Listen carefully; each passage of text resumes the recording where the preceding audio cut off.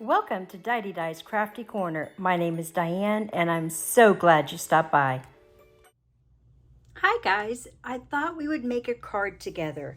I haven't used this set yet, the So Very Mice set from Fawn. I picked it up in the couple of releases back, I guess, and I haven't used it yet, but I want to use it today to make a Mother's Day card. So I thought I would use this cute dress, this mouse, and I'm hoping this ribbon. I'm hoping I have room for all that. I'm hoping, we'll see. If I can't make this little guy work with this, then maybe, yeah, I'm gonna try. I'm gonna do these three, and I'm gonna do the sentiment, I love you. Might put the little stitched heart up there, I'm not sure. I have decided to use this paper pad. So this is the Rainbow Got to Have Gingham 6x6, and I've already got some of the stuff ready for this because, you know, me coloring, this could take an hour, and I'm going to try not to edit this video today. So I'm going to be using a top folding A2 size card base. I'm cut this down to be just a smidgen, about a quarter inch on each side. And then I've taken my Fawn stitched rectangles and I've used one of those to make an even shorter one. And then I have taken my scrapbook.com dome dies and I've cut out that same panel with a dome because this is actually going to become my stencil to do a little background with silvage patina and tumbled glass. And then I'm going to be using the mini mister to spritz it to give it a little bit of definition. And my main colors that I chose for this dress, my little mouse is going to be gray. My ribbon and my dress are going to be these three colors, so I thought I'd show them to you now. The R81, R83, and R85 are a really good match for this particular color of the Fawn paper.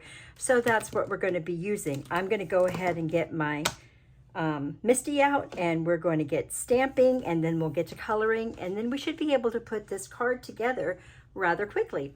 So I'm going to go ahead and grab my Misty, and I'll be right back. Okay, so now we're ready to stamp. I'm going to be using Memento Tuxedo Black. I feel like that's the best ink for copic coloring.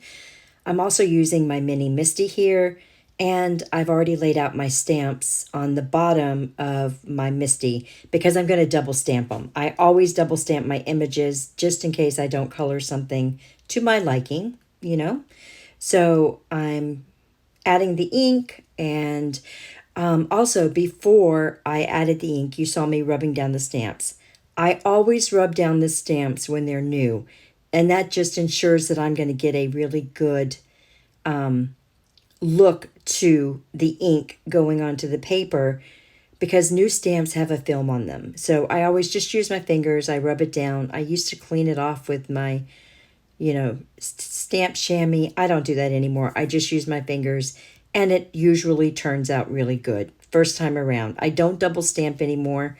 I find that with a nice juicy ink pad, I don't have to. So, all right, moving on. The only thing you're really going to see me color here is this dress, and you're not going to see that well because I did not have my camera set up correctly. That will be fixed in the next video that you'll be seeing this evening. I just didn't have my mat pushed back far enough and my camera pulled forward, and I was zoomed in, so you really don't see it very well. But what I wanted you to focus on is the technique to do the ruffles on the bottom of the dress. So I'm using those pink colors, R81, R83, R85. I start with the darkest color going from the lines on the top of the skirt, and I take that dark color and I move it all the way down to the ruffles on the bottom so it matches. And I use that dark color to make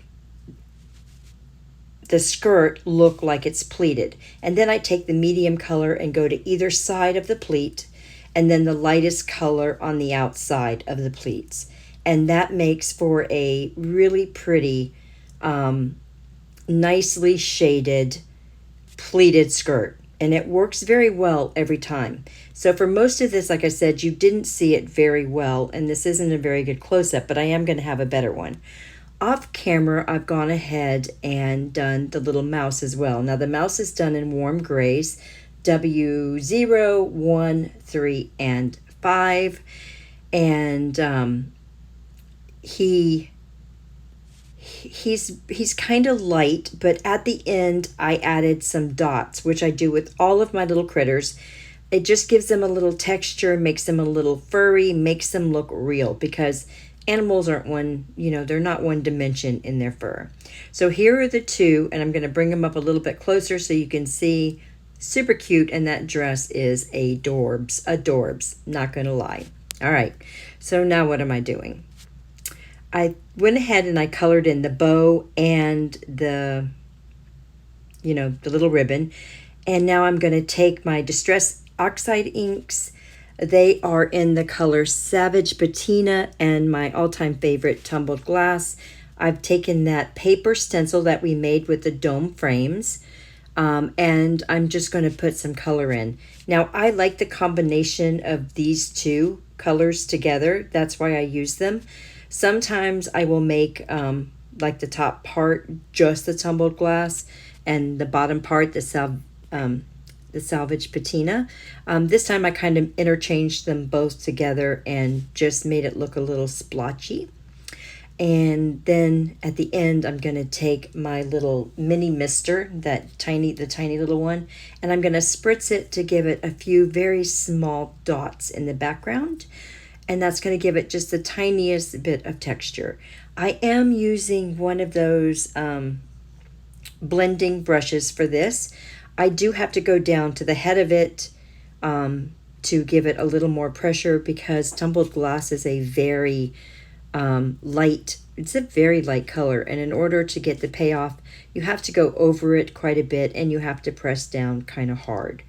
So all I'm doing is just blending it together. Like I said, love these two colors. I'm going to go ahead and mist it now, and then I'll take a paper towel, blot it, and repeat. So I do that twice, and then it's good to go. I'm going to then dry it, which I don't think I do on camera because I didn't want the noise. And I'm going to dry it with my heat gun, the Ranger heat gun, because I'm going to be doing some embossing on the top of it. So it looks good. I really like the way it turned out, and it's nice and dry. So now I'm going to put my little dress and my little characters back on there so that I can see where I want my sentiment. And remember those little hearts, that little stitched heart that I had talked about in the beginning? I'm going to be using that little heart on the top of the very dome, like in threes, like I'm going to do them in threes. So I'm laying out so I can see where I'm going to want the rest of this to go. And I brought back out the Misty, and I'm using Versamark for the sentiment on the bottom, and I wanted to stamp the dress. So I decided that I wanted the dress and not the stand to pop out. So what I did is I stamped the entire stamp on, popped up my dress so it would look like the dress is standing in front of that stand. I love that. I think it looks great. And now I'm just doing my embossing with the Versamark with that stitched heart. Super cute. The heart is so adorable. I'm going to do it 3 times, one on the left, one on the right, and one in the middle. I'm going to take my white embossing powder by Ranger. This is the Fine Detail White. And I'm going to sprinkle it on, and then I'm going to go off camera and heat it up with the heat tool. And nope, did not go off camera, did I? Nope. Okay, so I heated it up with the heat tool, and then we're going to go ahead and pop it up to get it ready to go on that pink panel. Now this is the gingham, I think it's the rainbow 6x6 paper pad. I used the pink color, and the paper itself, the gingham piece, I've just glued down. I haven't used any tape on that. And then I use this 3M Scotch tape on the back of our panel to pop it up. I love the fact that it gives it some dimension, and it's you know, and the fact that I heated it up and stuff gives it a little bit of warping. It takes the warping out as well. Okay, so now I've added a little bit of the art glitter glue that I keep in those small little crafter companion bottles. I love those. And I add that to the back of the tape on our little critters in the dress.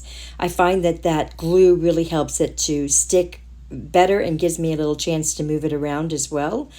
And I do that to all of the pieces, and I use the ribbon that I was going to put in between the mouse and the dress. I use the ribbon on the bottom to add height to my little mouse and to give him a place to stand, and I thought that was just perfect.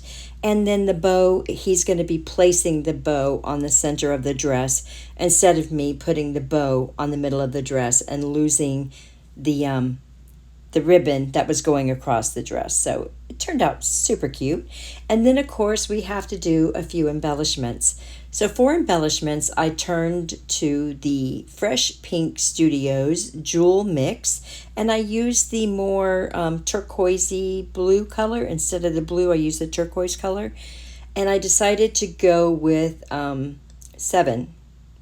Yeah, I originally had 6. I had 3 on the hearts. I knew I wanted 1 on each of the hearts. And then I wanted 3 on the bottom where the dress was. But I do like to go with odd numbers, so I stuck 1 behind the little mouse's tail. And I thought that was really super cute.